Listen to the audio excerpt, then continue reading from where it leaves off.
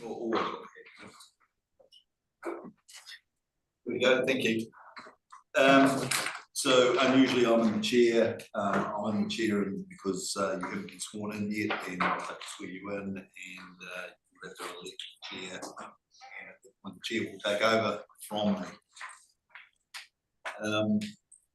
So health and safety briefing. I've already been through the health and safety of this room this morning. Is everybody clear about health and safety here? Thank you. Any apologies for today's meeting? No apologies, thank you. Any announced urgent business for this meeting? No. Anybody? Yeah. No, all good? As I said earlier, just wondering about the whole finance thing, whether we just leave that until December. We'll talk about it. And leave it out. Yeah, it's better to wait for December. Any conflicts of interest of any items on the agenda here today? No, we're all good. Thank you very much. So the first item is the statutory declaration for you as new community board members. What I will do, we'll call you forward and you will read your declaration, sign it, and I will sign for declarations, and at that point you're officially sworn in. And they're in alphabetical order, so Annika, you're first up. See?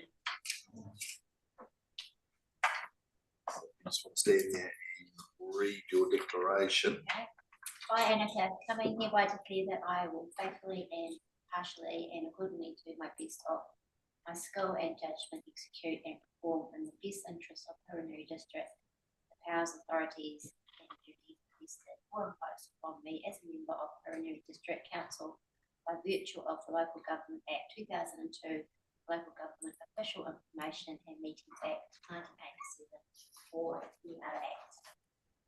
Thank you, and I'll just get you to sign that one there, and I'll do the next step. Yep, just leave that one there, thank you.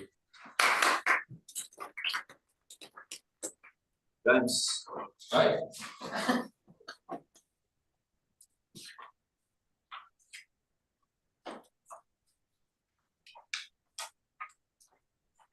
I, James Hyde, hereby declare that I will faithfully and impartially, and according to my best skill and judgment, execute and perform in the best interests of Hanmer District powers, authorities, duties vested in or imposed upon me as a member of the Hanmer District Council by virtue of the Local Government Act 2002, the Local Government Official Information and Meetings Act 1987, or any other act.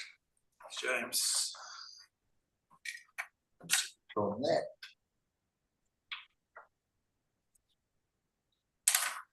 Thank you.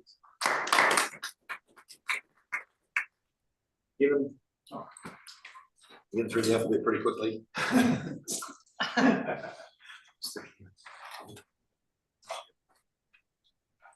I, Kevin Francis Roach, hereby declare that I will faithfully and impartially, and according to the best of my skill and judgment, execute and perform in the best interests of Hanmer District the powers, authorities and duties vested in or imposed upon me as a member of the Hanmer District Council by virtue of the Local Government Act 2002, the Local Government Official Information and Meetings Act 1987, or any other act. Yeah.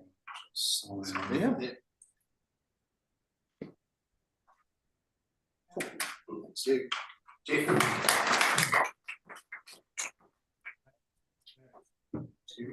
I, Jeffrey David Shire, hereby declare that I will faithfully and impartially, and according to the best of my skill and judgment, execute and perform in the best interest of Hanmer District the powers, authorities and duties invested in me or imposed upon me as a member of the Hanmer District Council by virtue of the Local Government Act 2002, the Local Government Official Information and Meetings Act 1987, or any other act.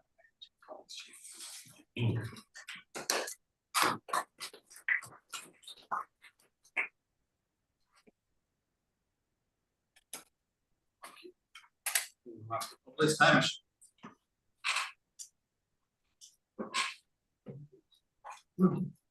I, Hamish Portal, hereby declare that I will faithfully and impartially and according to the best of my skill and judgment execute and perform in the best interests of Huranui District the powers, authorities and duties vested in me or imposed upon me as member of the Huranui District Council by virtue of the Local Government Act 2002, the Local Government Official Information and Meetings Act 1987 and any other act.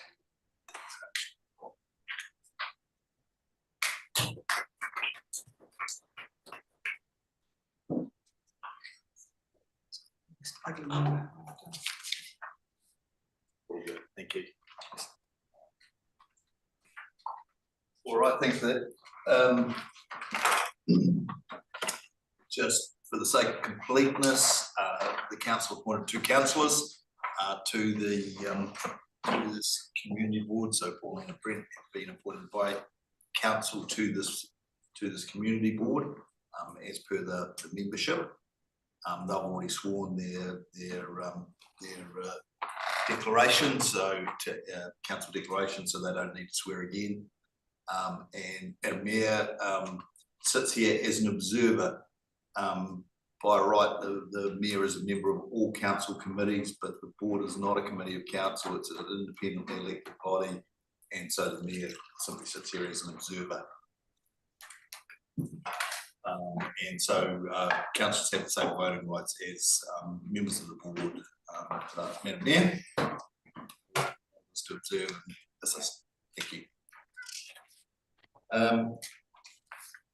Right.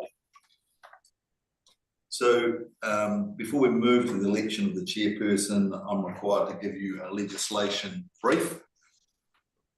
I'm assuming that you've all read the legislation brief, but just very quickly, the brief covers the Local Government Official Information and Meetings Act, some provisions of the Local Authority Members' Interests Act, sections 99, 105 and 105A of the Crimes Act, the Secret Commissions Act, the Financial Markets Conduct Act, the Health and Safety at Work Act, and the Local Government Pecuniary Interest Register Amendment Act. I'm not intending to go over the brief explanations here, but I know that the primary acts that you work under are the Local Government Act and the Resource Management Act, and then all these other acts are significant enough to require briefing you on. There's a whole lot of other acts as well, the Cemeteries Act, Reserves Act, Dog Control Act, etc., which may all apply at various times, but this is the key legislation that you need to have an understanding of. I just note under the Health and Safety at Work Act, elected members, which include the mayor and councillors, but exclude community board members,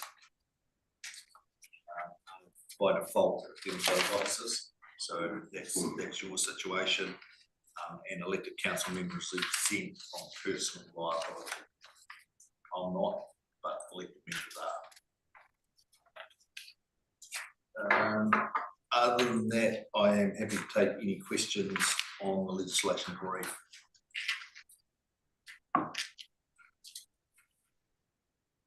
No questions? Everyone's happy? All right.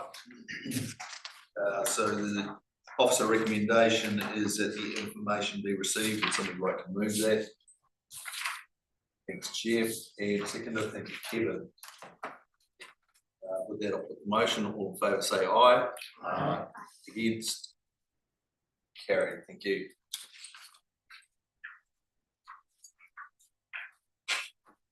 Right, we now move on to the paper on page 11, which is the election of a chairperson. There, it says that you can either choose voting system A or voting system B as outlined in the Act, and there is a brief description of system A and system B there. The officer recommendation is to choose system A, but And in the event that there is an equality of votes, that we toss a coin, so hopefully someone's got a coin to determine the outcome. Is there any questions about this paper? So we all understand what's proposed here. So the officer recommendation is to choose system A and toss a coin, as I said. Would somebody like to move that recommendation? It's Kevin, second James. Right. On that basis, I will call for nominations for chair. If I'd like to nominate myself. Self-nominations are allowed, so Jeff has nominated himself. Is there a second before that? Further nominations?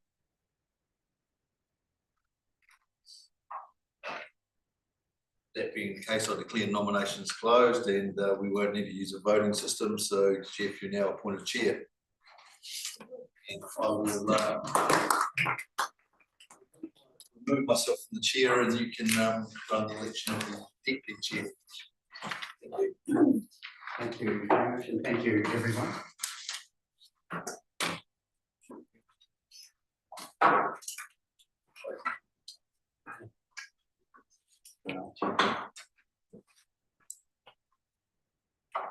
So, thank you for your support, everyone. It's really so the next item agenda is on the agenda is the appointment of the deputy chair.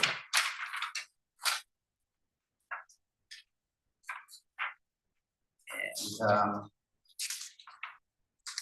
similar to, do we have to go through the system A one again first? Yes, I think.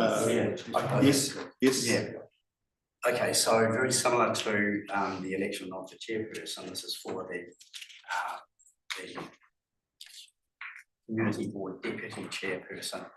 And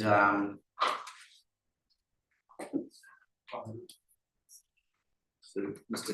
Chair, there's a couple of parts to this. Number one, you don't have to elect a deputy chair. But as a board, you may choose to elect the deputy chair. So I suggest maybe you deal with that first. And then if you choose to elect the deputy chair, then choose the voting system and undertake the election process. okay, so does anybody have any opinions on the appointment of it?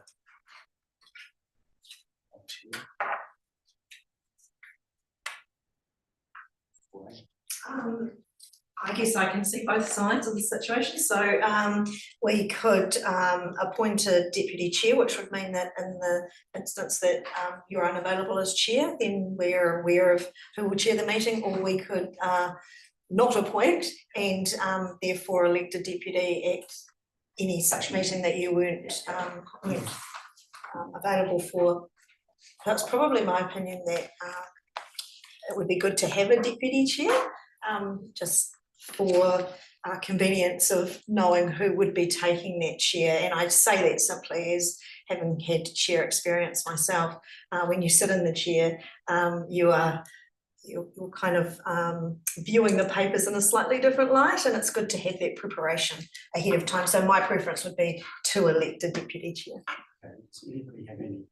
I was going to say, is it worthwhile keeping it more fluid so that if the occasion arises, you just elect a deputy at the time, just with the chance of actually sort of sharing around that experience maybe. Any other comments? So would someone like to move that we appoint a deputy chair? Happy to do that, but I absolutely, completely see the other side of the coin as well. So I think I'd be really interested to hear from the members of the board. You're happy to move that? Yeah. So, yeah, you can always vote against, the motion. Okay, so Kevin has moved that we appoint a deputy chair. Do I have a second? All in favour, please say aye. Aye. Against?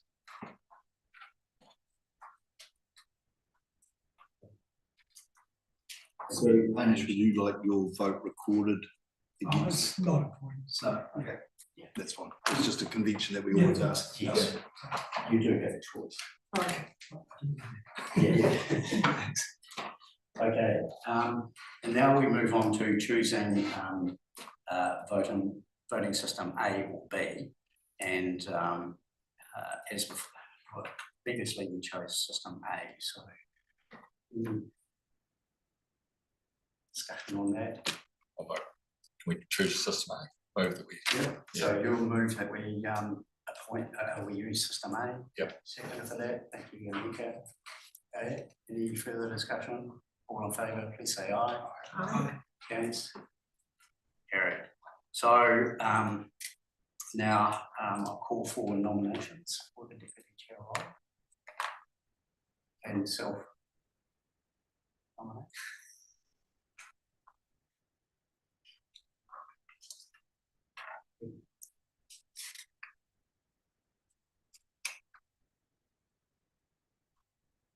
There being no nominations, nobody is wanted to that role. Okay. Fine, thank you. So, the next item on the agenda is allocation of responsibilities.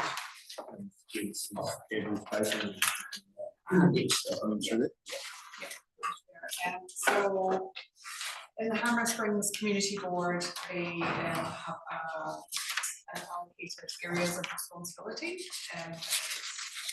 listed down there under background number 3, which is kind of an idea of what kind of responsibilities you could allocate to members. This is not a requirement, but yeah, a recommendation, I guess, from us. It works quite well in the Hanmer Springs area.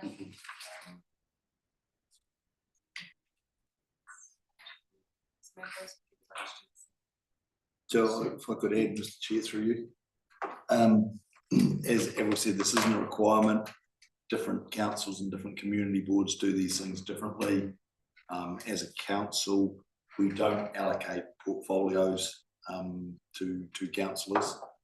We have structures and committees and so forth, but we don't allocate portfolios. Some of our neighbouring councils allocate portfolios to councillors, so it's entirely up to you whether you think allocating portfolios would be beneficial or not. The claimed benefits of doing so are that it means that things don't get lost, that people have got an eye on, you know, individually on specific things, and it doesn't require everybody to watch over everything. The flip side of that is that as a community board, you have joint responsibility for everything, and you may all wish to keep an eye on pretty much what's going on. So the officer recommendation is to, but it's just a recommendation. So if we don't have portfolios, is there still the ability to be pulled into the various committees, say for waste and recycling, for somebody from here to be pulled into that, or do we have to have portfolios for that? So pretty much all our operational stuff is covered under the operations committee of council, and that is a committee of the whole, so all councillors sit on that operations committee. As board members, you would be welcome to attend that committee meeting as a member of the public. You wouldn't have any speaking rights at that meeting, but you could attend. Also, it is available online and remains online for a period of time, so you can view these after the event if you were live, if you wish. So, yeah, so I was Hanmer Springs did that, but looking through their papers, it wasn't quite sure exactly what that involved, that person. A lot of these items are general rates items. I couldn't really get a handle on just what this person, so had a portfolio for cemeteries. What exactly would they be doing? What was their role, their responsibility? It wasn't clear Hanmer Springs was a bit different, it's more recreational, it's called a local where, you know, so I can understand why they might want to do that, it doesn't mean that not necessarily transplants down here. So I mean, I wouldn't like to see us adopt this at this stage. I can understand why we would want somebody who was, say, a role in terms of designated role in terms of finance, but the others wasn't really that clear. I think it excludes other members around the table as well. So I mean, the two things are either roll it forward to think better, get some more information from them, or afterwards. What were the key doesn't.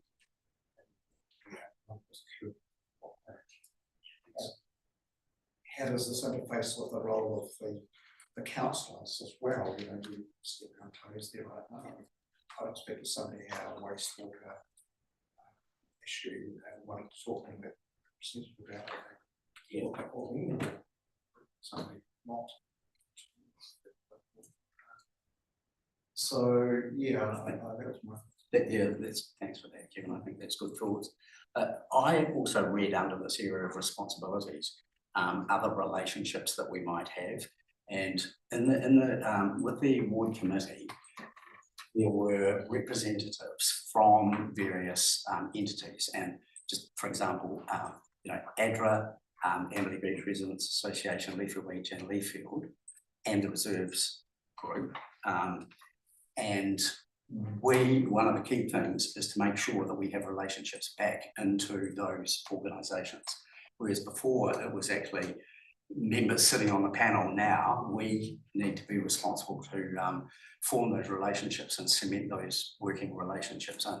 So I wonder if this is the right place, and we'll seek advice. We do have a letter from ADRA. Yes. There's no reason why we couldn't do it. It's okay. Discussion about sending it to the 4 community boards, 4 residents groups. Yeah. And plus you've got people like Reserves Group and the Absolute and etc. and so forth. So, exactly. So yeah. So you make a comment about the letter from ADRA. The new members before the councillors were appointed also received an email from Joe Hassel representing the Leafield community, and so it's asking exactly the same thing that the ADRA letter had. So you know, we've had communications from 2 of those 4 people. And I think maybe this is the place to actually, in the first instance, identify the groups that we should have a relationship with, and then to the extent that we can, appoint people who have either an interest or you know, be working with these groups, or we work out whether people who are on these groups actually want to be the representative there. So should we proceed down that route? Mr. Chair, could I suggest that we bring back a paper that identifies a wide range of groups within the ward that you might like to have a relationship with, so that we don't miss people out and making a quick decision. I think we've mentioned a few of them. I'm sure there are others like something. one of the other things that I could see James to be involved in is all the sporting clubs as well, and it'd be good if they had contact. They go through ADRA. Not ADRA, the ARAG. Yes. Which I tried to research on that, and I found I've got some notes. I found stuff all about as terms of reference hours, etc. So I'm really quite uncertain about that and where it fits on. That information is available. And didn't get it on. Yeah. I can understand that, but do you want to just summarise, James, the number of groups who are on that? It's quite a few groups. On ARAG, we have all the sports clubs in Amberley. We have ADRA also has a representative on there, and Leafield Beach groups have representatives. We've got any. Who's the Leafield Beach? Or is it Joe Hassel's the Leafield representative? Yeah, village. The Tuesday of the village rep, not Yeah. as chair. Yeah, she's just there as a village rep, and yeah, we've got all the sporting groups and clubs in Amberley have a seat at the table, and the schools. And I think there was a councillor, There's one councillor, on so that, yeah, one councillor one as well. councillor comes along. So it's, Was there anybody from the old South Ward?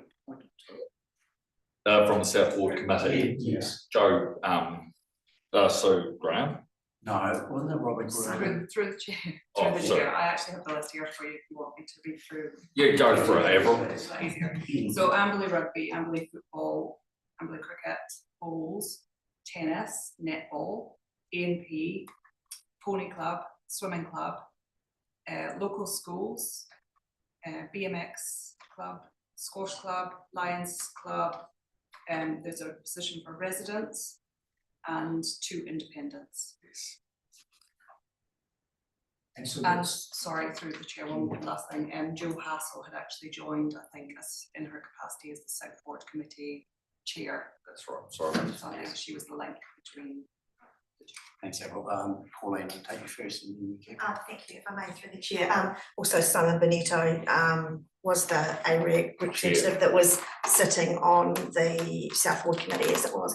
I just wanted to mention, just in regards to AREG, the Amberley Reserves Advisory Group, that there was a little bit of discussion or feeling in the community that the name suggests that it has responsibility for reserves, and there was a little bit of feeling that perhaps at the moment it is sport heavy, and so potentially, and I don't know what the correct pathway is for that, potentially it could be good to have a representative from Leithfield Beach, Amberley Beach, Leithfield community, because if it's about reserves in our district or in our ward, they may want to have some input. I'm not sure if this is the right forum or pathway, but I just wanted to put that information out there. So at the moment, the Andrew Reserves Advisory Group looks after the reserve. No, it doesn't do the village green. Doesn't do the village green, I thought it did. As an advisory position directly to council. But when we get to your terms of reference, you might find that that you take over the decision making for the village green. Sorry, Just to be clear, Just wanted AREG, to. through you, Mr. Chair, AREG doesn't represent all the reserves in the South Ward. It represents the domain, and there may well be other users of reserves across the ward, across the whole of the ward, that aren't represented, and there may be some sporting groups like, for instance, croquet, who aren't represented there as well. So, I mean, AREG provides a very wide range of sporting views, but doesn't necessarily cover all reserve uses. Anyway, so getting back to what Hanmer said, I'd be quite happy to move that we have a paper come back to the next meeting on 10 December, I think it was. Yeah, I think it was 10 December, on the groups which we could possibly have representation on. So I mean, settled that the 4 residence groups going. So Avril, have you got?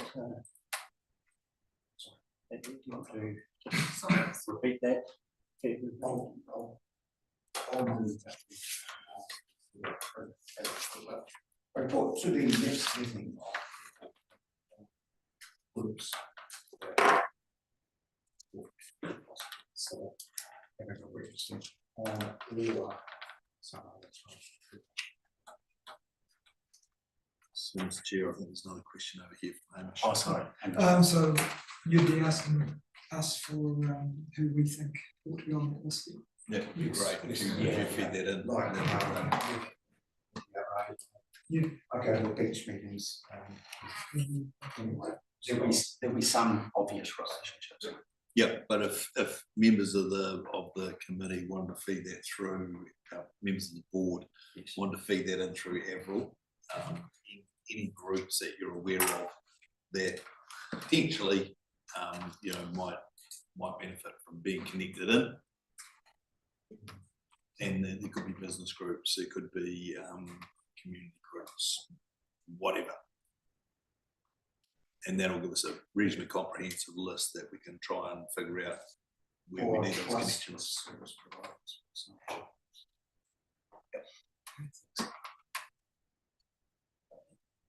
So could you just repeat the motion? South Board Community Board requests the Chief Executive Officer to bring back a report to the South Board Community Board on possible groups for the board to have representation on. And then members are governance advisor and suitable groups. So members, the members are to feedback Potential. potential That- change that- groups. That doesn't need to be part of the resolution. Okay. The resolution is simply to direct. Yeah, so without that last bit, so Kevin has moved, we have a second. Thank you, Dana. Any further discussion on that? All those in favour, please say aye. Against? Okay, now I'm just looking at the agenda and I missed one, and that is the delegations from council that has been circulated separately. Now, does everybody have that? It's a two-page document with green highlighting.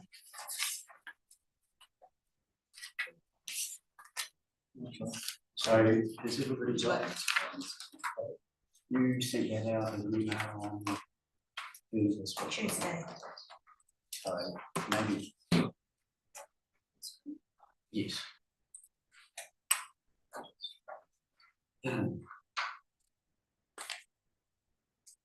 Okay, so now council approved these delegations at the meeting on the 4th of November. So, and subsequent to that, I think everybody here received an email from Kevin with quite a lot of questions and clarification questions, etc. Has everybody received that? So, Kevin, would you Chair, this is reading through the approved things. Right, for example, we have funded by South Ward amenity rates that council donates, etc., etc., etc. We then come down to footpaths, which are not funded by the amenity rates. So, how's that? And then this year, of course, is footpaths that we're talking about. New footpaths, road construction rate, or the district-wide footpath rate, so that the calculations that are clear. And then we came down to board submissions, the long-term planning, resource management act, that needed a further clarification of all the other things.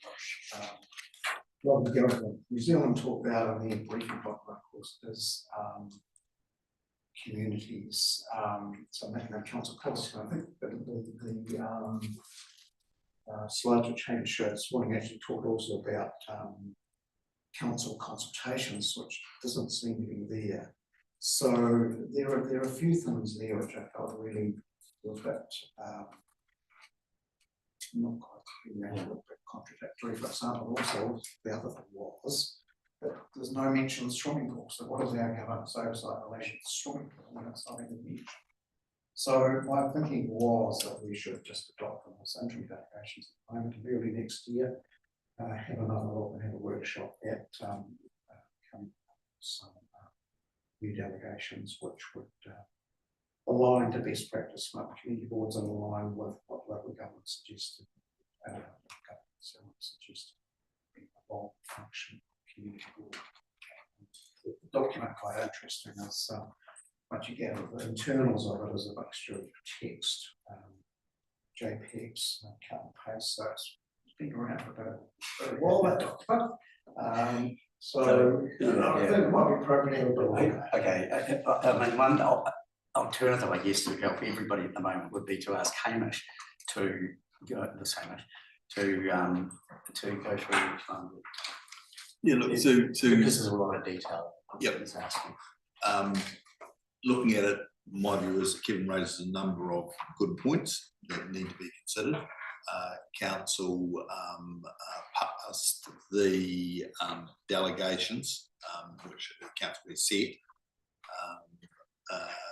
and they passed the delegations as is, recognising that this board would likely come back with some recommended changes to the delegations based on the email that Kevin sent out. So yeah, it's definitely worthwhile working through those in a bit of detail and then forming a recommendation back to council for a change to the delegations.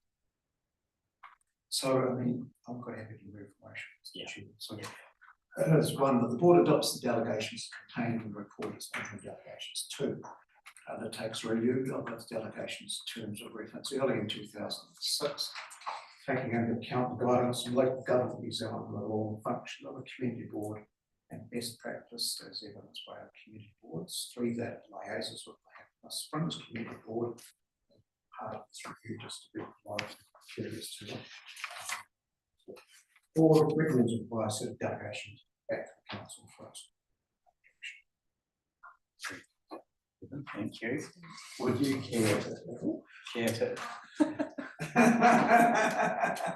anybody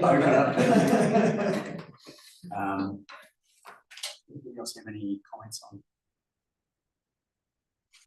that? Oh, look, I'll just say I think that that's a very sensible pathway forward to adopt as interim and then take the time to consider the delegations in more detail rather than rushing through today. That'll be my take on it. Through you, Mr. Chair, I might just ask a question of the governance officers. Does the community board actually adopt the delegations? I don't think it does. No, the delegations are provided by council. So Well, you're right. Yeah. It sort of got into the papers here as adopted. In fact, I think the appropriate thing that we just receive them rather than adopt. Correct. Which is the word to receive. We don't have a recommendation to be adopted, but no. Yeah. The council sets them and Yep. Yes. we take it. Yep. The board receives, I think is the word there. Receives the delegations. Yep. Cool. Anybody else any comments on that? Yeah, doesn't matter whether I'm happy or not, I do what I'm told. Yeah, I've heard that before. Do I have a second? For that motion? Thank you. Sorry, you moved. Sorry. Yeah, and Anika, the second. Okay. All in favour, please say aye. Aye. Thanks. Thank you.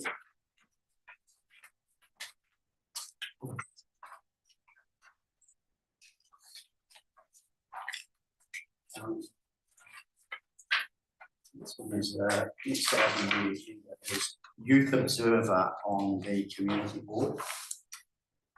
And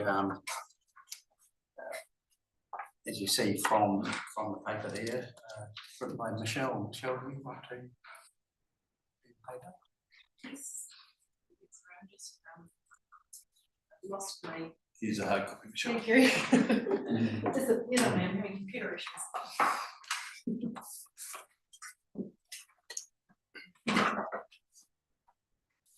Thank you very much. Right, so through you, Mr. Chair, the as you probably are very much well aware, the community board was formed as part of the representation review, and the decision to have a community board fell on the local government commission after a hearing. Part of that hearing with the local government commission, it heard that the loss of a youth representative on the community committee at the time was quite a big thing for the community, and as part of its recommendation to the incoming community board was that it looks at adopting a youth observer onto its community board. Yeah, adopting is probably it's proving is the word, not adopting. So a youth observer is different from a youth representative in terms of a youth observer would not have any voting rights and is not a member of the community board per se, but they are there as in an advisory role to offer a youth perspective on the decision making around the table. The difference that the representation that we've had previously on the community committees and ongoing for the community committees that continue on is that they have a full speaking and voting rights.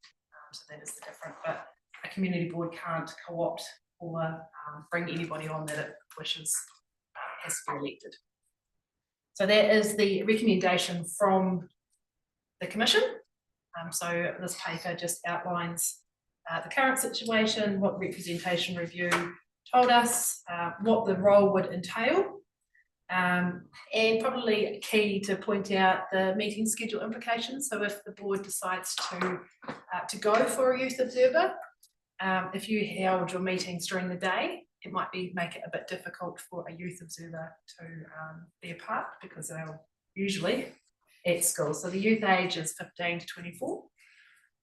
So having day meetings could sort of impact that availability. If you do decide to go for a youth observer, officers would approach the youth council in the first instance to see if they had somebody who would be interested in representing the space, and then that gives them support and it gives them a feedback loop. So they would then report to the youth council on what was happening in the South Ward. That's what's happened in the past. So every youth council meeting, which is on a 2-monthly basis, they would come and say, this is what's happening in the youth space within the South Ward. Eastern Reserve got mentioned a lot with South Ward. I know that Haranui, they talked about the halls a lot. So they do come back and they feed back to that space. But there's also office support around the youth space. So if you've got any questions around that, Mr. Chair. Thank you, Michelle. Not a question, but I'll make a comment.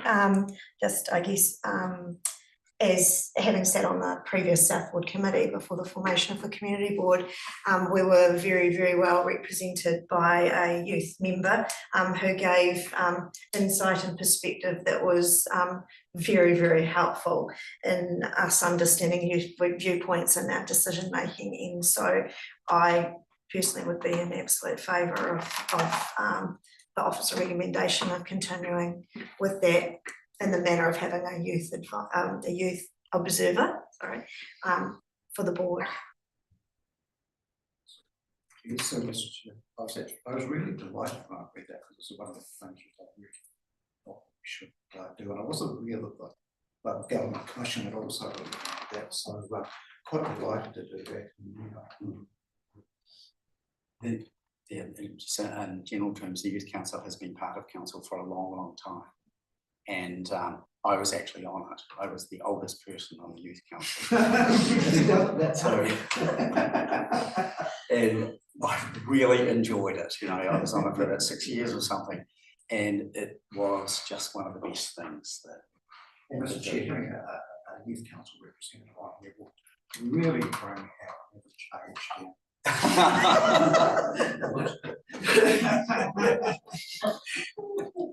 So, you know, we've had a long history, Mari. Yeah, we care to speak. Yeah, I would.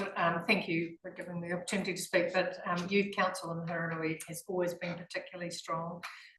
Many councils up and down New Zealand in this building up to this last triennium actually, discontinued their youth council. So, I feel, that we are absolutely on the right pathway when we continue to endorse the growth of our young people through these governance experiences, and having a youth observer will bring added value to your voices and when you're thinking about decisions for the future of your community. So yeah, I think I support what Pauline has said in that regard. Yep. Mr. Chair, could we have a show of hands so we get a unanimous? Well, I could put the motion. So when you do put it. So Yes, we can. Mr. Chair, any member can ask for a show of hands or a division. Yeah. Okay, so I'm happy to move the motion. we have the motion is that the South Ward Community Board approve the inclusion of a youth member as a standing observer on the community board. moved by Kevin, Anika, thank you. And did everybody understand the show of hands? Yes. So if all those in favour, please raise their hands.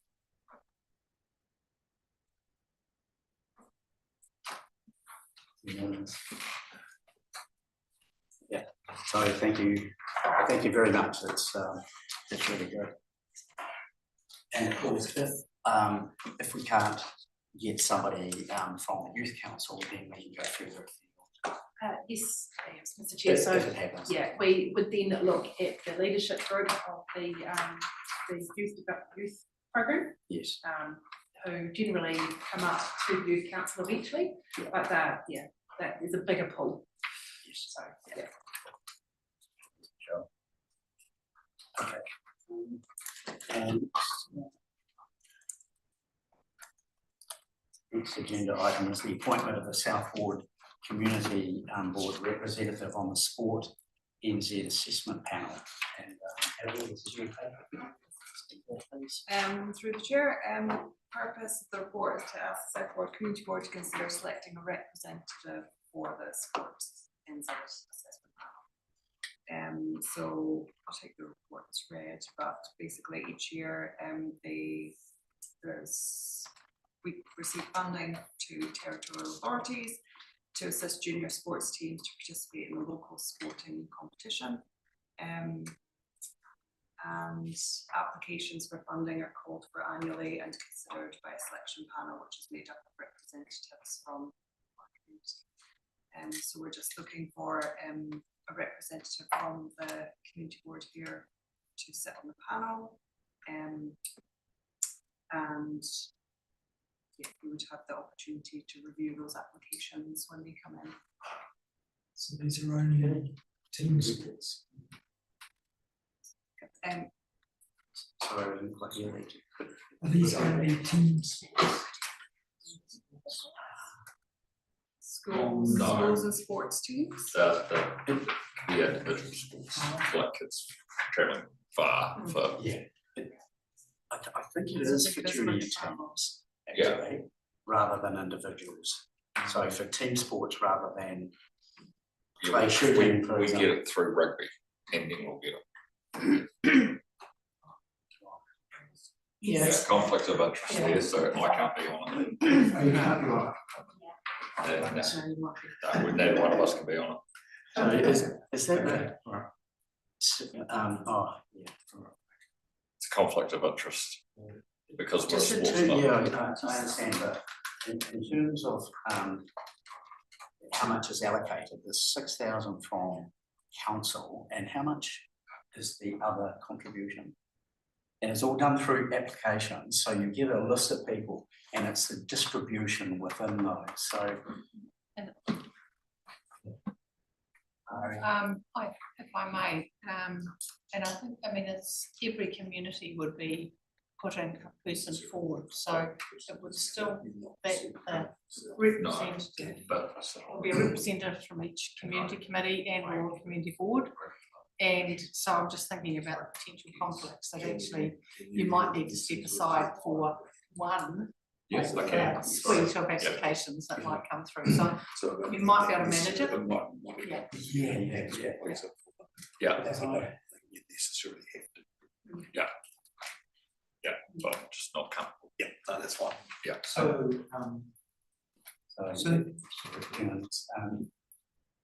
just explain what you talked to Andrew about. So It's not a conflict of interest, it's not charity gain to me. It's just I'm uncomfortable about sitting on a committee personally as I'm involved with the rugby club. And if you might want the same discussion. Yeah, I mean, we did get, Just we did. to get some advice from home. Well, that's happening. I'll just clarify that it is actually for rural sports clubs and rural teams with young people aged 5 to 19. So that does suggest that's from the page that it isn't for individuals. Just to clarify the question that Hamish made. I've just looked it up. That's on the Hanmer District Council Sports NZ Rural Travel Fund regarding eligibility. So open to rural sports clubs and rural school teams with young people aged between 5 and 19 who require subsidies to assist with transport expenses. So there's a team. Nika, I'll put my hand up to do it. okay. I'll move it. Nika, So we just Second. note, and there's potential conflict of interest there, but she believes that she can approach it with an open mind and Yeah, So, Hamish, what should we record our minutes about? that Annika declared a conflict of interest, but noted that she can manage that conflict. Yeah, look, I think that's an outcome. I saw the skill base here. It's pretty relevant to that whole thing, so. So we have a mover, do we have a second for? Yeah. Yeah, thanks. Oh, no. Yeah. Yeah, no, James, we'll do that. Second, so all in favour, please say aye. Aye. Against, carry. Okay, that's great. Well done, Nika. Now the next item is the appointment of the South Ward Community Board Rep to the Huronui Water Liaison Committee. And this is a paper from me. So through the chair, again, this is requesting a representative to sit on the Water Liaison Committee. Council has a take the report that's read. So again, this committee consists of representatives from different community committees and the boards. And you'll note as well that there's an elected member from Waimak Council and the Rangiora, Ashley and Wood End Septon community boards. Mayor Mary sits on that as well, so I'm not sure if you.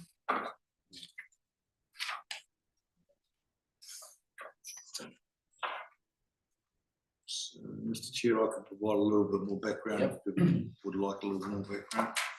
So the Water Liaison Committee was initially formed out of the water committees that used to run each water scheme in the district. And about 10 years ago, we unified water across the district so that everybody paid the same price and it was all managed centrally, but we wanted to keep some local voice and how those water schemes were performing. And so this Water Liaison Committee was set up and meets generally twice a year and just simply receives a report about the operations of the water schemes and where we're going and where we're heading. Because the council's forming a water services council controlled organisation jointly with Kaikoura District Council in July 2026, it's unlikely that this committee will continue on beyond that point. So whoever's appointed to this has got 8 months basically of this, which might mean one meeting. So I don't see it being particularly onerous. It's really just being the point of contact who gets an understanding of what's happening in the water for this part of the district, and understands where council's heading with water in a bit more detail than the board will.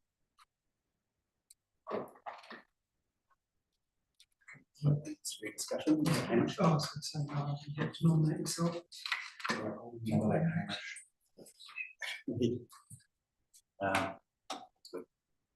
Second, Nika, thank you. So fairly simple. Any further discussion? Okay, all those in favour, please say aye. Aye. Against? Well done, Hamish. Thank you very much.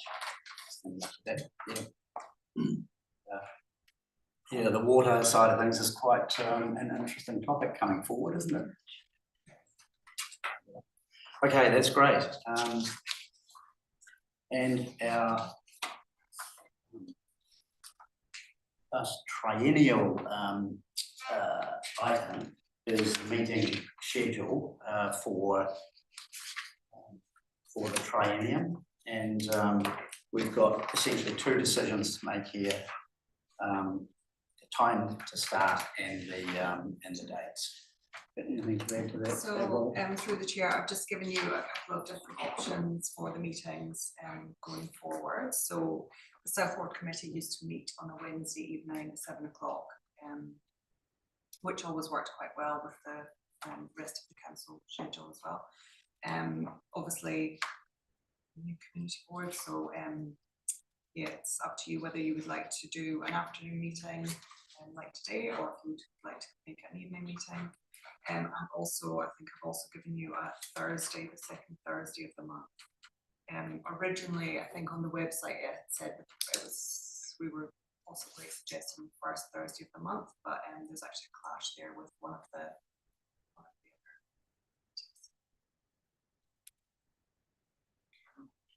This is a suggestion of dates, but it's up to your availability and.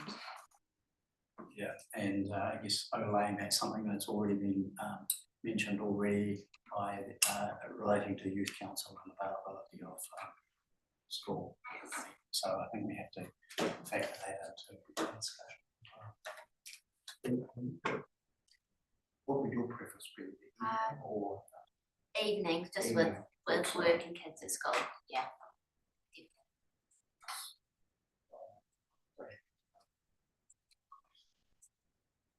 Yeah, well, let's just go around. Hamish.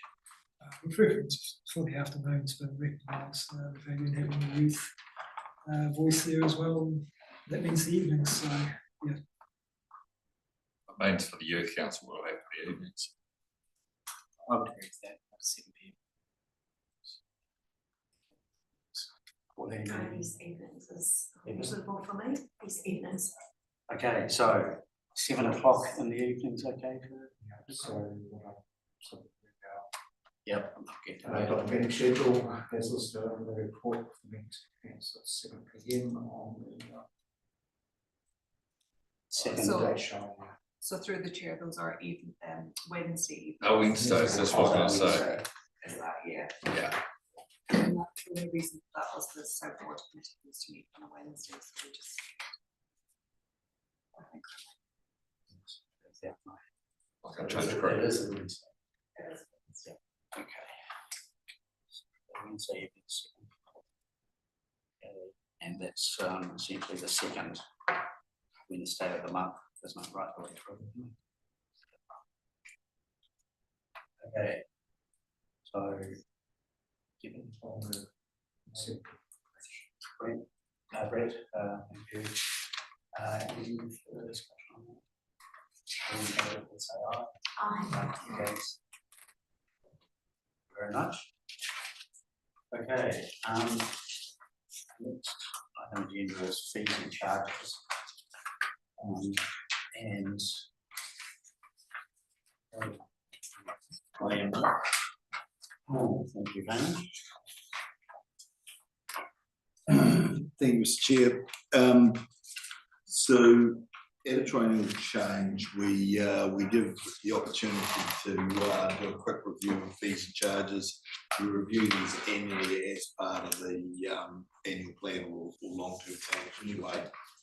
Sorry, adjacent to the annual plan. But there's just an opportunity, a new training with new people around the table, have a quick look at the fees and charges and make sure you're comfortable with what's being charged.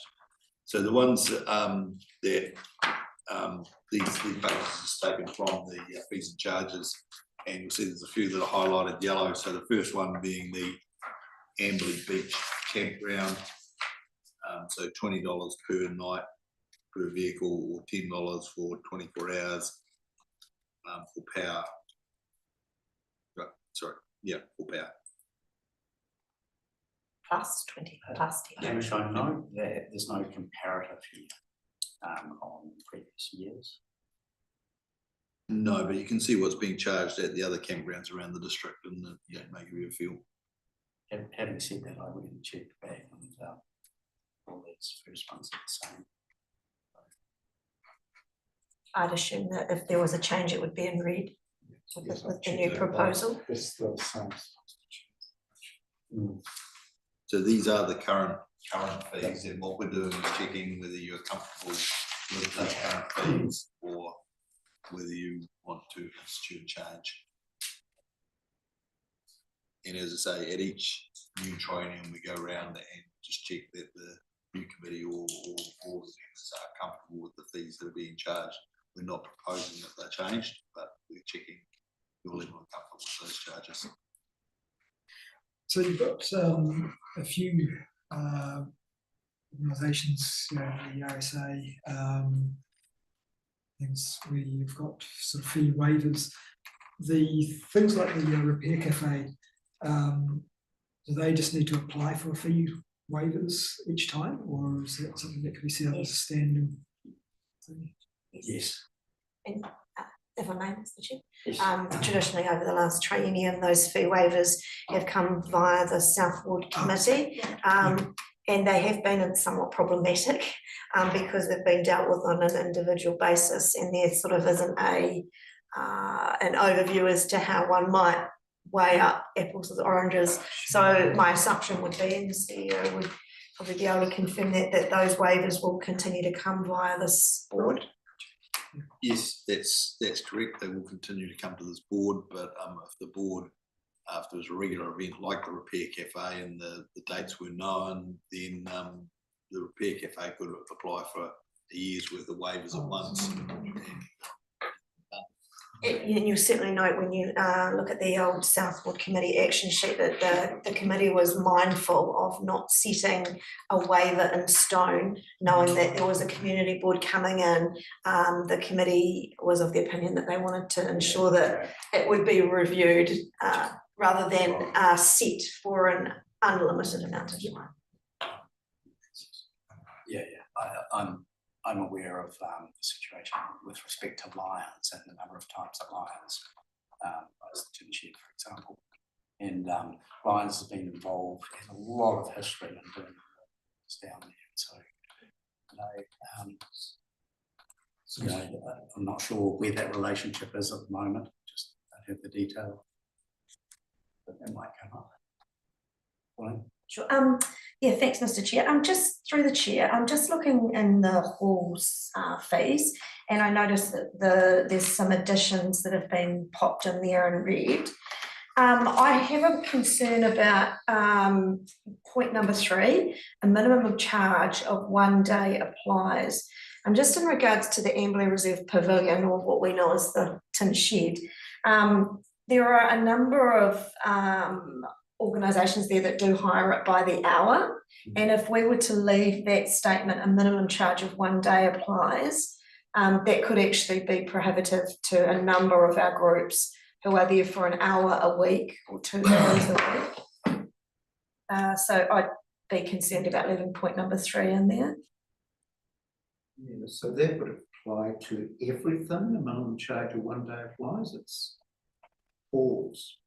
Yes, and I guess I'm just referring to the Reserve Pavilion because that's what falls under our jurisdiction. As it's worded, it would also apply to things like anything as well.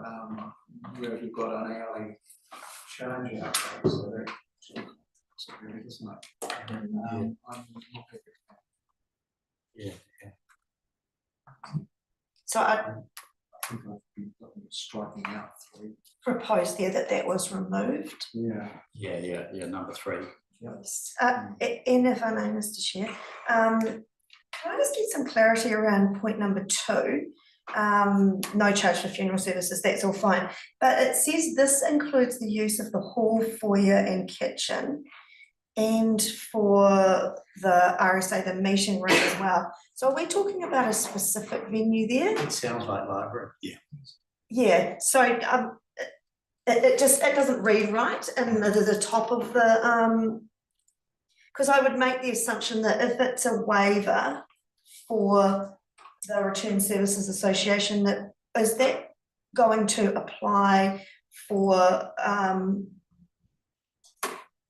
all of the pavilions and community halls that are listed here, or are we talking about a specific venue? It's just not clear to me. Yeah, we need some clarification on that one. Yeah, cool. So yeah, I noticed on Leafield, each board makes a comment there in that chat. So yeah, I think there's a confusion there between no charge for funeral services, that's a generic one, and then the RSA one. And just the removal of the parts of the building, Well, perhaps? except that RSA Anzac Day, you know.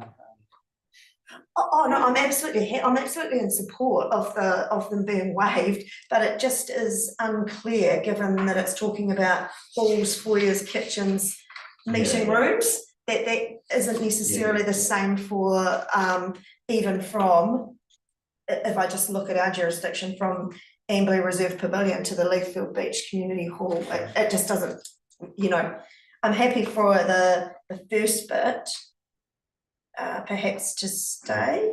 It's just the explanation of the parts of the building that seems unclear. I just wonder whether Lions shouldn't be put in there in some way too, because Lions provided all of the proper stuff in the kitchen. It provided all the tables down there and the chairs. So, Mr. Chair, are you a member of Lions? Yes, I am. Sorry. So you just need to be careful. Yes. Matters. Yeah, that isn't part of the proposal. Yeah. True. Chair, to respect to carry on sort of where if you're sort of impartial. So the issue, and points touched on this, the issue is about the waivers and the fact there's no policy to cover it all and guidance. So you had etc. and so forth. They are used by community and sporting groups.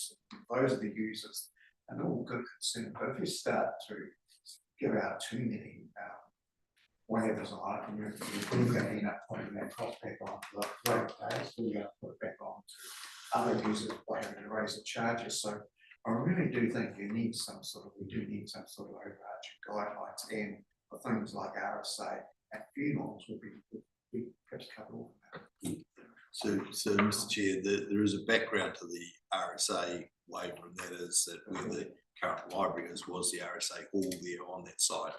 And at the time the council took over that site, it was an undertaking to the RSA that they would have free use of the tin shed and so the RSA room. So I don't know whether the tin shed existed at the time, but it was an undertaking that they had free use. Given they gave up their site. So it's in my mind it's a different situation to the Lions. It's not about what they put in there. It's actually about the fact that they gave up their site to allow the library to be built. So I think possibly as officers we've written this a little bit clumsily, and we can take these concerns on board and just clarify. Having some guidelines. I mean, we look back on the South Ward community, South Ward, all these requests coming through for fee waivers all the time, with no guidance. So, Mr. Chair, the fee waivers used to be handled by officers, but we had no delegation to do so.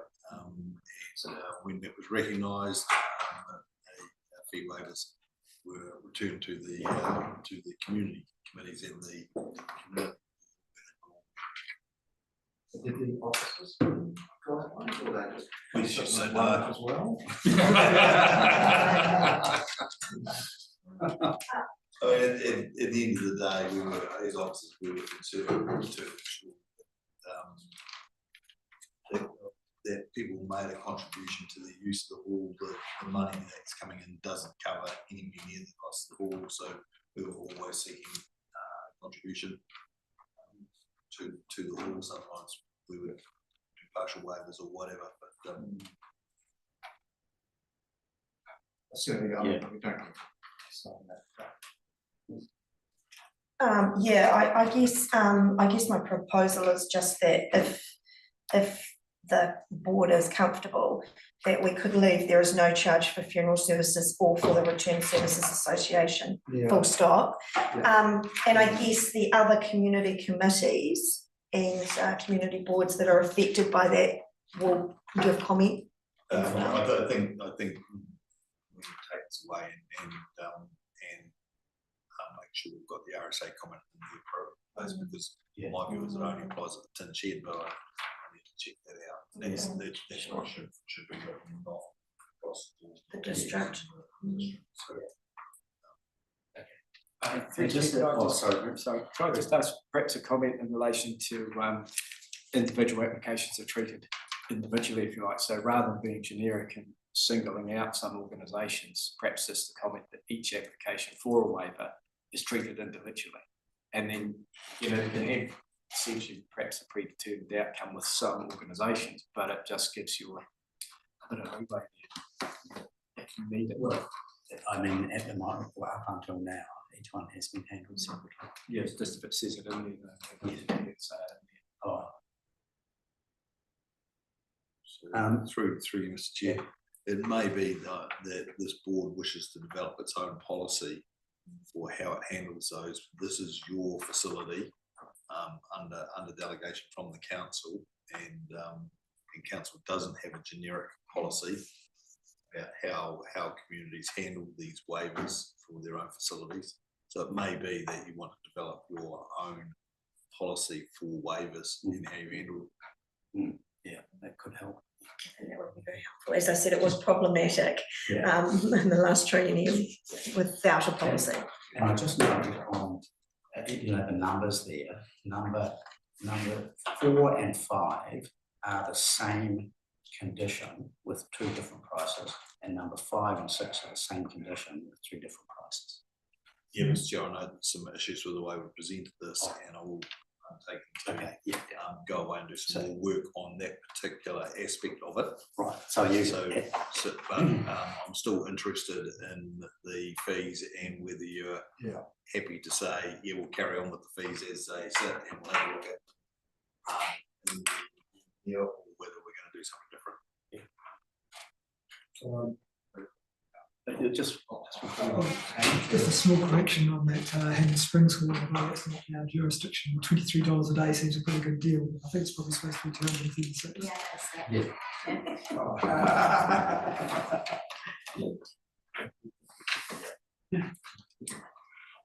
Good spotting. yeah, so these new bonds, if you like, are going to add to the cost. If we just scrub those out for the meantime and just look at the pricing, I'll undertake to go away and fix. Bring the word back to you for your approval for reforms that fall under your jurisdiction. Okay. So if we simply look at the price for Amberley Beach, the cleaning price which applies to all halls, and those prices for the Amberley Reserve Pavilion and the Leithfield Beach Community Hall.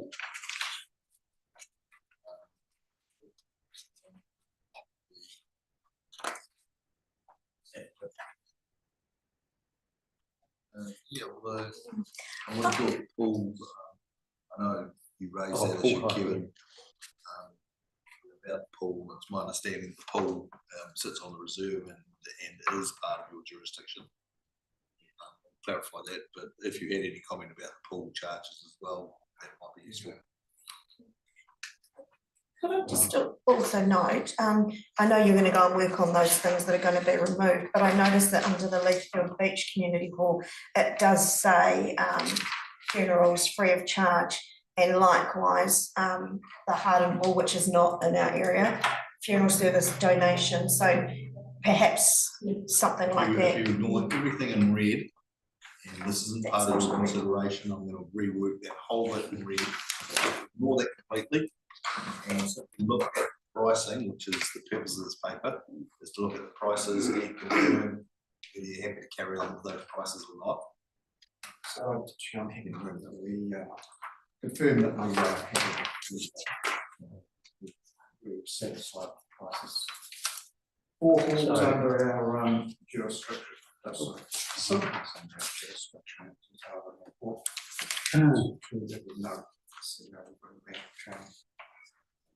Further information on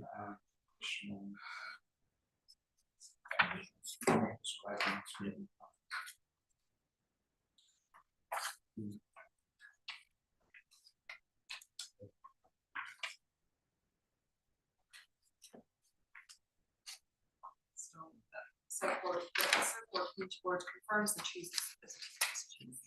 duties and charges under the community board's jurisdiction, and the officers will bring back further information on individual hires.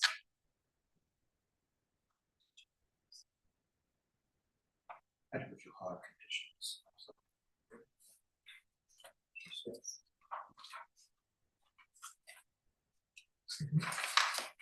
I'll second that. Second, thank you. And, discussion on that. All those in favour, please say aye. Aye. Against? Carried. Thank you, Hamish.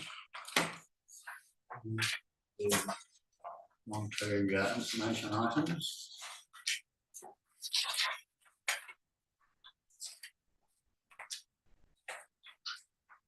And we have correspondence from Hanmer District Residents Association.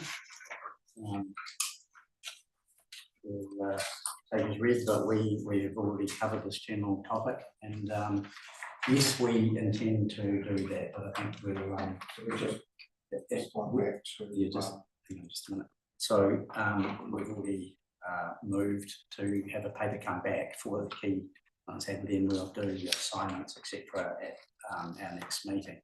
So I think we've covered this particular item. So that's what we mentioned. It's enrolled in there for this anyway. Okay. So there was also another latest correspondence asking for assistance in terms of pointing out the fact that they don't intend to carry forward the existing lease in terms of the costs of having to raise the building and helping up services that ask you. Did everybody get a copy of that? Haven't got sent by Monday. No. So, Mr. Chair, this item isn't on the agenda. Sorry, yeah, sorry, And, just and, as is, noted. and the request for the men chair to do a presentation will be facilitated in your next meeting. Yeah. And consider the matter then. So Hamish, they've also written directly to you on the issue. Yes, they? I've replied to them. You have replied? Yeah, I replied today actually. So. Okay, right, fine, that's okay. And we asked them to come along to this on December. So just for the benefit of the new members here, basically anybody that asks to come along and make a presentation, so long as it's not repetitive, that's generally enabled by officers. So governance wise, the governance wise might have to chair, but our general view as a council, if people want to come along and address the meeting, they're welcome to. So they have asked to come. Yes. So deal with that. Okay. Just coming back to this letter, given that we're going to have a paper that's going to make these appointments, for a better word, representations, is it appropriate that Avril just responds to the Hanmer District Residents Association, just letting them know that that is in the pathway, because as Hamish has pointed out, they do have an AGM between now and our next South Ward Community Board meeting.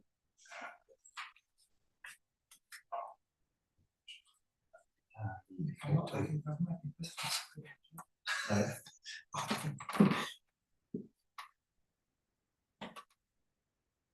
Okay, would someone like to move that the information be received? Okay. Hamish, thank you. All in favour, please say aye. Aye. Against? Carried. Move on to the action sheet, which we have obviously inherited from the South Ward committee, and you know, it is useful to have this summary as a segue into our new meetings. It would be silly not to actually address or be aware of the issues that are underway. So. And these, so these are obviously up to date, Avril, with the most recent actions. Yep, through the chair, I can provide, if you want any further information, I'm happy to provide that to you. So is everyone here aware of each of the, let's just go through the items. The geophysical observatory, any questions on that? Yeah, I'm aware of it. So it's just to monitor progress, that's the only action required on that. What, Mr. Chair, would it be useful if James just gave a quick outline of the geophysical observatory and what's going on there? Yeah, so if you don't know where the geophysical observatory is, it's behind the tennis courts. There was a reader that measured the magnetic field on the Earth, based in Amberley here. And we have had someone locally approach us. There was a little sign there, but it's sort of the site got forgotten, and someone has approached to build do a notice board. So we've got concrete pads down, a table down, we've got a board design written up with the history of the area, and that has been installed yet. I can't sure. It's coming, but the tables are there, and we've had some volunteer efforts to remove the trees and stuff. So yeah. So that's the removal of the trees along the school boundary, as well as we have dropped all the trees at the end of the car park, and there is talk of more trees coming out, but I'm not sure that's got to come back to South Ward Committee. What's happening there? I'm not sure. I haven't heard anything from it for a while. So okay, so yeah, thanks for that. So good reasons that it just keep this up on the action sheet. Dog park, there's the committee being set up, and so and there are various members on that. Yeah, I can update that. Okay. Yeah, by virtue of being on the Southwood Committee, I might sit on the dog park working group. They are discussing with officers to potential proposals, and the intent is that some information and potential proposals will come to the Southwood Community Board in either December or February. So that is being well processed and well supported by officers. Okay, can I just clarify, one of the members of that has gone, Vanessa, and who was she representing on that committee? Probably Southwood Committee. Yeah. So sitting on that working group at the moment, there is myself. There is Alex Klein, who was previous Southwood Committee member. Brenda, who is a member of the dog working group, I guess you'd say. Tony, who's leading the dog working group, and I'm so sorry, I cannot remember the name of the last lady. She put a cute little dog. So it's a working group of 5 at the moment, with 2 officers in support, Glenda and Cam. Okay, should we have that in this paper that we are going to get at the next meeting? The groups one. Sorry, the one on groups, interested groups. Yeah. Yes. Yeah. Potentially. So why don't we put it there for discussion? Okay. Potentially, yeah. I think that yeah, just to be aware that there is an expectation that some information will come for your consideration in the next month or so. Yeah. Okay. The next item is fee reduction for Boys Brigade. It's another fee reduction. April. So through the chair, that was one that the Southwood Committee had agreed to do the $10 per hour for the use of the tin shed, but the Boys Brigade didn't actually set up until earlier this year.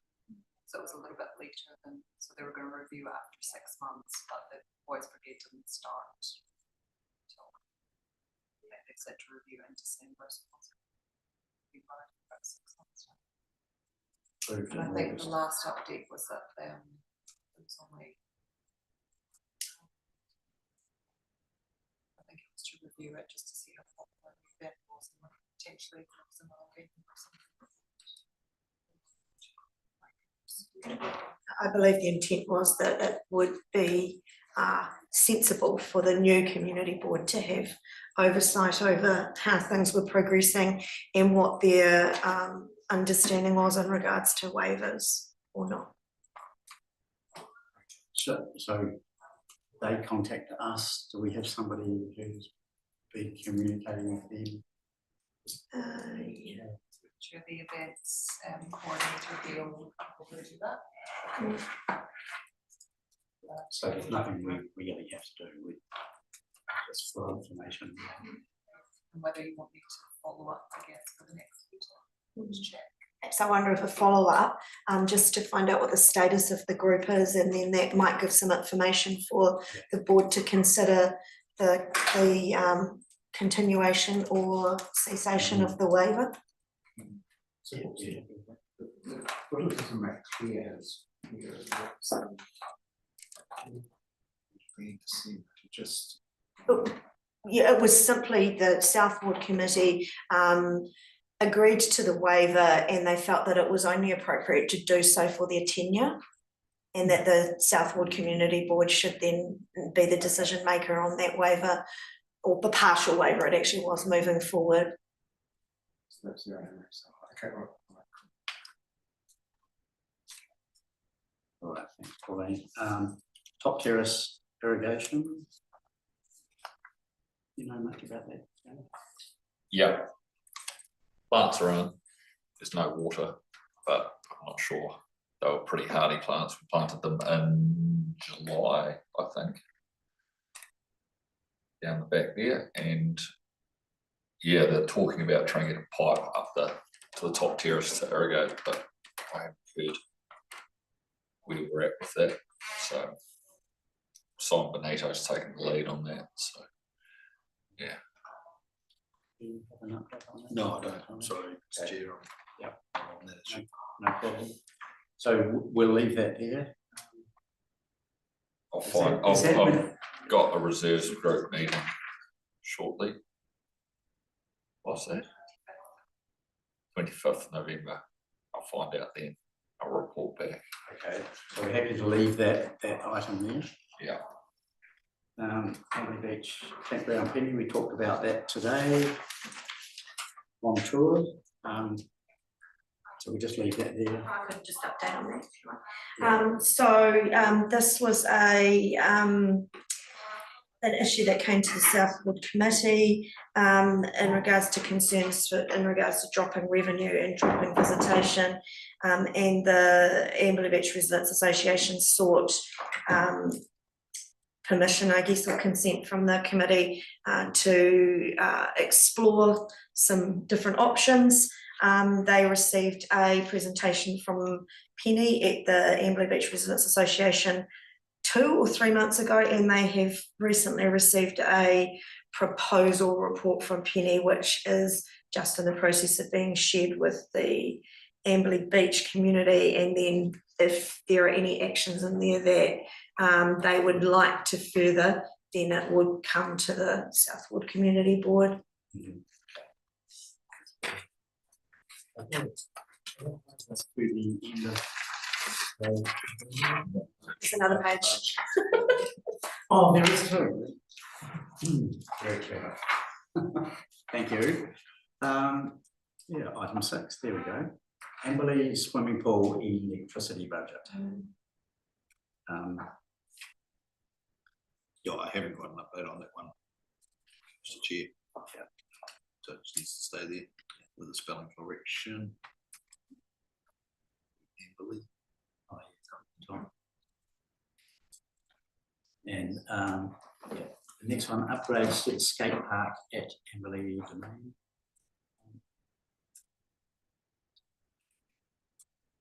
It looks as though we've been waiting to hear back from the Youth Council. Yeah. Do you know anything about that? Yeah, I don't believe we've had a response from the Youth Council after suggesting it go back to them for their input. Okay. So worth keeping on the action list. Yeah, leave it. Okay. Amberley Football Club, new pitch location.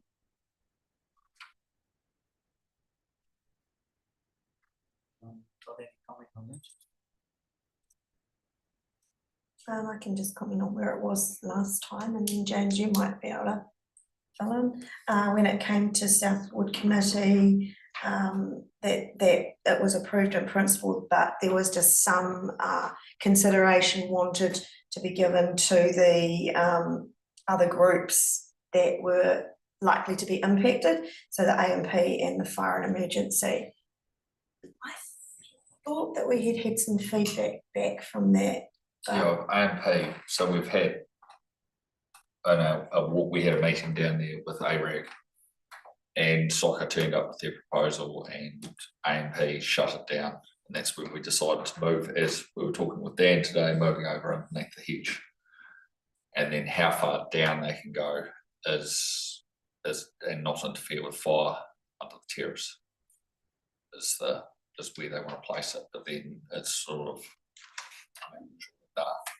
going to do it off their own bat is the big thing that, as ARAG and all us other groups down in the domain are concerned about, is soccer actually finishing the job.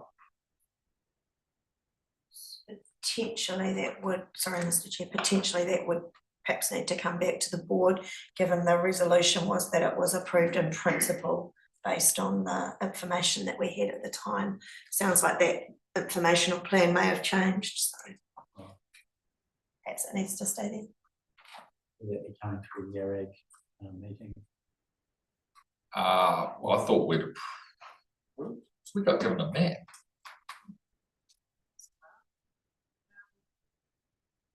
We said to go over by the hedge. Dean even talked about going over by the hedge.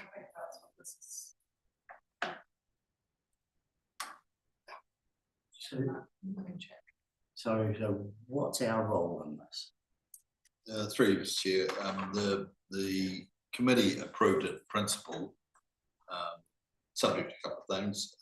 It sounds like there has been consultation with AMP and fire and emergency, and there is a site-specific plan now there. So my view is that ARAG can just carry on and do it. So I don't think it needs to be on your list. It's just the removal of the hedge, or is the hedge going to stay now? I don't know, but those are issues for ARAG now, aren't they? Rather than yeah, because you've got to a point where you've agreed a location, you've got agreement with yeah, and FENS, so this committee doesn't need to involve itself anymore. But this board, the previous committee approved in principle. It seems like those things have been met, so it just carries on. yeah. So what about the costs involved? For example, the cost of hedge removal and also the cost of developing the grassy area. Who's paying for those? Where's the money for that going to come from? Soccer. Soccer has told us they're paying for everything, apart from the hedge removal, which council was going to do, or the men's shed to go there. Well, And that's where the grey area. yeah. That's the men's shed's going to pay for it. Okay, Murray. Yeah, I think this matter has come to the Southwood Community Board, and I think maybe April, it'll be in the minutes somewhere, I'm sure, that there was a, in principle, discussion and recommendation that there would be some funding set aside to support some of the hedge removal, or some of the pricing towards the hedge removal. So I'm not completely clear of that, but there will be some discussion and a resolution around that, about a principal discussion about supporting it and in some financial capacity, but I'm not over the detail enough to give you that confidence. So that is likely to come back to us. So I think we can delete. We need to find that clarity. That's the hedge. Yeah, I think the hedge removal was definitely coming back because we didn't have the firm costings on that. Yeah. It wasn't bought, but it was only valid for so long. Exactly. Yeah. And there was some discussion as to whether it would be funded by the men's shed in its entirety, or as the Mayor says, or via Southwood, and you're right, there was a discussion. Yeah. It'll be in the minutes. Just through the chair, if I may, I think Joe Hassel had received that quote, but the quote only had a relative like 6-month life or whatever. So it was it needing to probably go back to plan A to actually ascertain whether that quote was still live enough to be current and still reflective of the costs that might be incurred. So it probably just needs a bit more work around that, but Yes. to be clear. Yeah, so who's doing that? Who's doing that work? Who's responsible? I mean, what's your recollection? I'm pretty sure it's that with Southwood. Yeah, no, it was something with Yeah. Southwood, but I think there's a bit of chicken and the egg here because if I remember correctly, the removal of the hedge was actually directly linked to the men's shed lease for the positioning of the building, and then the football ground came later, and so there's a bit of yeah, I guess cross pollination there. So should the men's shed proposed building not be going ahead there, then it may impact I guess the planning around it. Mr. Chair, I think we're starting to get into a bit of operational detail here. Yeah. Dan Harris has been the contact on this. I think Dan will figure it out with ARAG, and if there's a requirement for funding, he's been with the say it's the funding requirement. Okay. So we'll leave it there and perhaps if you could. Right, and the bollards and rope to block off the basketball court. So that looks like a decision that has been inherited by us. Bollards and rope to prevent motor vehicles driving on the new basketball. It's got that we're responsible here. Go, James. Okay, so it's for the new basketball court the half basketball court that's been built down at Domain. Yeah. Vehicles can actually access that concrete. Right. So it's to stop boy races, people doing wheel spins, or and it's just a low bollard fence to go around to prevent and vehicles getting onto it. Yeah. Do you know if that's underway? No, it's not underway. It's not underway. No. So okay. Fine. Thank you. James, just through the chair, can you confirm if that was discussed at ARAG? Because I was under the impression that We were talking about another thing with around. okay.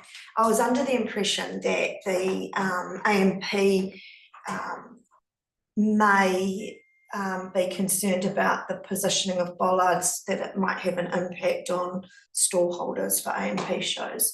So there might need to be some more discussion in regards to whatever, if there's a solution that moves forward, whatever it is, it being removable or something. But I think it's probably best left in the hands of ARAG to And come back to come back, us. yeah. AMP is going to protest. So Yeah.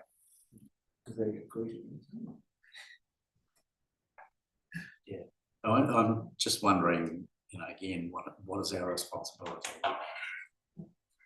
So through you, Mr. Chair, there may be some funding required for this. And once again, Dan Harris can liaise with ARAG on this matter if ARAG has a definitive view about it progressing or not. And if it reaches that definitive view, well, then Dan can bring paper here of funding required. Yeah. So can we watch that through. Chief Operating Officer up? He's not here, sound No. That's what you're doing this week, Dad, sorting out the staff ward. Hello. Okay, thank you. Long-term plan actions, traffic calming measures, Eastern Township. Hasn't it? So it's 22, we had that LTP, haven't we? Assembly.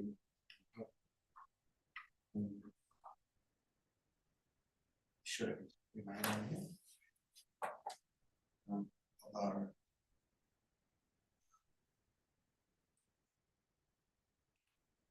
Although it's still an issue for that community. Yeah. But obviously, Yes. Coming back. It'll be something you perhaps look at in 2027. Yeah. again, we don't have anybody who's really responsible for that one, you know, in this table. So I'm so tempted to actually remove it, and then if it comes up again from our discussions with the communities, then we can state it as a more live. Because it says they approach the roading team. It wasn't an approach to the south. Mr. Chair, I suggest that someone here contacts the Leithfield residents and just says, is this still a priority? Because there's a long-term plan coming up for 27, and which means we will start next year on that So long-term plan. when we get a representative to Yeah, look, I can comment on that. At the last South Ward Committee meeting, the Leithfield representative, that's when that update was put there. So although the date is 2022, the update that it be considered for year one of the next LTP does refer to the 2027 LTP. And I can confirm that the Leithfield Community Committee, it is still an issue for them, and they do want So to if we just Thanks for that. remain on that. It's just, it's not dated. Put 2027. Yeah. That's fine. 2023 explains it. Yeah. And just for your information, so this would come out of the roading budget overall, and the roading budget is funded jointly by NZTA and the Hanmer District Council, and in the current 3-year roading budget, they removed all those small safety improvements. NZTA didn't fund any of those, so council hasn't funded any of those either, so it definitely wasn't included in the current LTP. It probably was in our bid, but all those small road improvements, there's no budget for them, and it will depend on what the National Land Transport Policy and therefore the Regional Land Transport Policy allows for in the next LTP. Generally, we don't know until after the LTP's almost finalised. So even if it goes into the LTP, if there's no NZTA funding, then So Hamish, in your opinion, is this the right place for this to yeah, be I think it's sitting? great to keep those LTP issues there, so that when we come to put the LTP together and we sit down with this community board, you can say, well, hold on, we've got a list. And so anything that you think of for LTP that you want to include, you know, for your future, you should stack it down here, because that'd be great. Yeah, can I just make a suggestion? And I understand why this is, because this is the transfer from the South Ward Committee to the Community Board, but can we date that final column so we know that we've talked today, that's where we're at, so that then if we're looking at something, we can go, oh, actually. Yeah, so the last conversation. Yeah, the last conversation was held, yeah, that would be great, thank you. That's good. Also, just on that matter, and can you also colour code them, so the last, if there's a conversation that if there's a new comment in there that wasn't in there in the previous meeting, if you put that in red so that people can see that that's a new one. So when you look down the list, you don't spend your time looking at the ones that nothing's changed. Very helpful.